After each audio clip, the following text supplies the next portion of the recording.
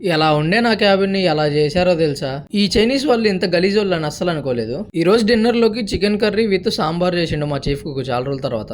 ఈ రోజు డిన్నర్ కి చాలా ఆనందంగా ఉన్నాయి, ఎందుకంటే సాంబార్ మస్తు చేస్తాడు మా చీఫ్ కుక్.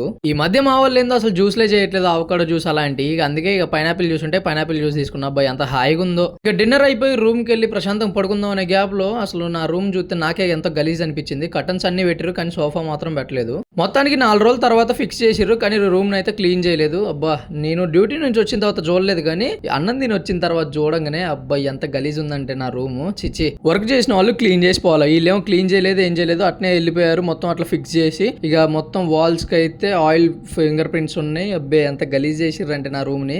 నాకు క్లీన్ చేయడానికి దగ్గర 2 గంటలు పట్టిందిరా బాబు. ఇంకా కింద డస్ట్ అయితే అబ్బో మరి దారుణం. మళ్ళీ ఇట్లా గలీజ్ ఉంచుదాం అంటేనేమో మనకేం నిద్ర పట్టదు. ఇక కెప్టెన్ చూస్తే మింగుతాడు. మొత్తానికి రూమ్ క్లీన్ చేసి మళ్ళీ స్నానం చేసి పడుకుని పోయా. సో మళ్ళీ నెక్స్ట్ వీడియోలో కలుద్దాం. అప్పటి వరకు సబ్స్క్రైబ్ చేసి ఇన్స్టాలో ఫాలో చేసి పెట్టుకోండి.